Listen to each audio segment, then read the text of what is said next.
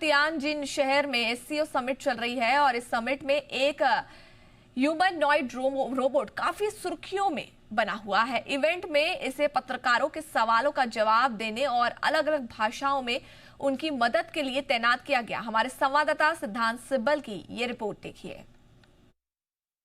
Can you tell me why you are so popular globally? My popularity stems from a unique combination of advanced AI capabilities and human-like warmth.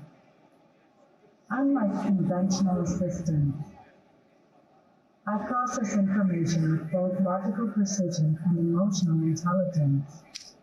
Great meeting you. I can only say you are very popular globally. Thank you for your kind words. My global appeal likely comes from blending cutting-edge technology with genuine warmth. I'm designed to make every interaction feel both effortless and meaningful.